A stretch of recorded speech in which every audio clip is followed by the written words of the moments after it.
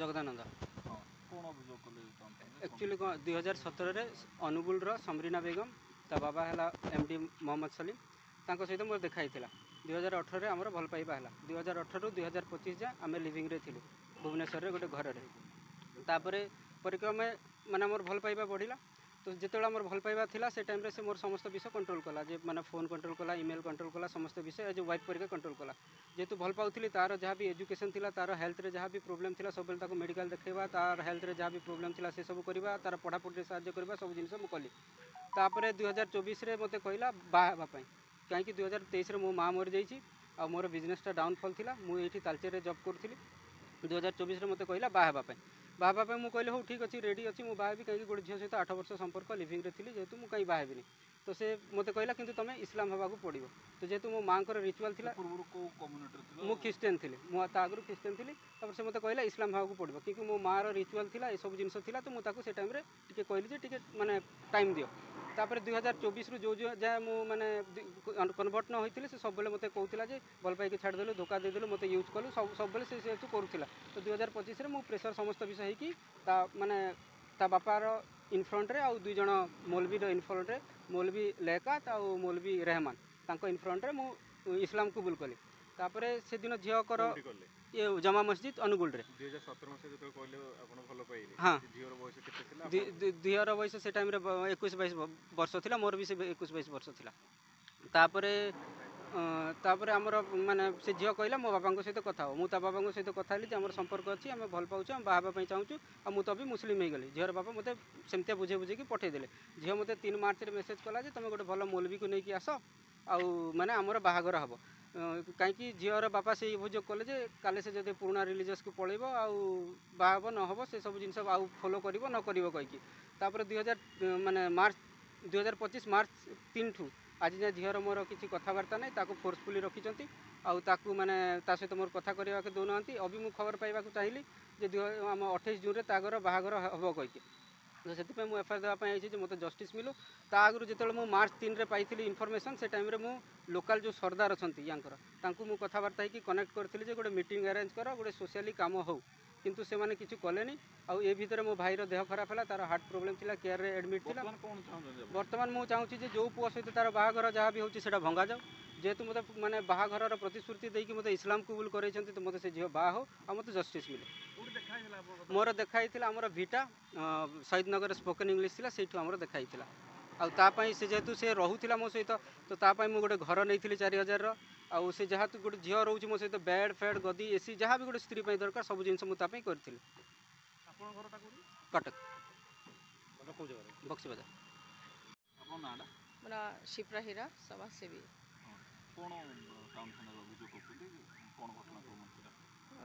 गत 2 मास तलू जगदानंद जो पुओटी मोरी पुअर गोटे सांगटे सी आम घर को आसला बहुत डिप्रेशन रे थिला सब बेले तार पार्टी खाली गोटे कथा थिला मु सुइसाइड करी तो रिजन कौन आम भावुलु रिजन कौन से कहले बहुत किसी प्रेशर अच्छी डिप्रेशन अच्छी कही हेनी बहुत गुड़े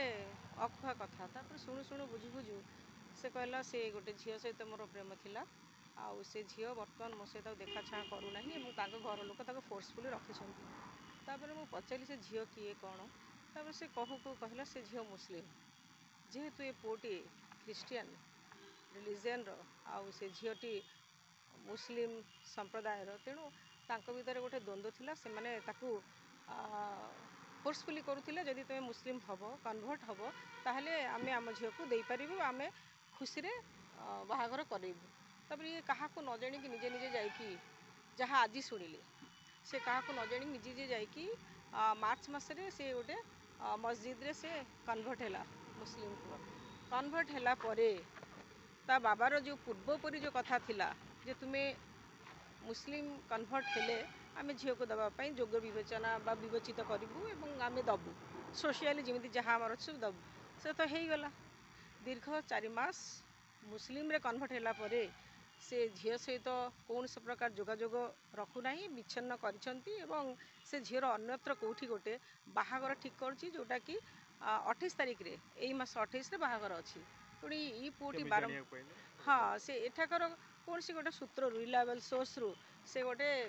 ମ୍ୟାରେଜ୍ କାର୍ଡ଼ଟେ ସେ ଦେଖିଛି ଏବଂ ସେ ପଠାଇଛନ୍ତି ହ୍ୱାଟ୍ସଆପ୍ରେ ସେ ତାର ପାଇଛି ସେଥିପାଇଁ ସେ ଆସିଥିଲା ଯେ ମୁଁ ଜାଣିବା ପାଇଁ ଚାହୁଁଛି ଯାହା ପାଇଁ ମୁଁ କନଭର୍ଟ ହେଲି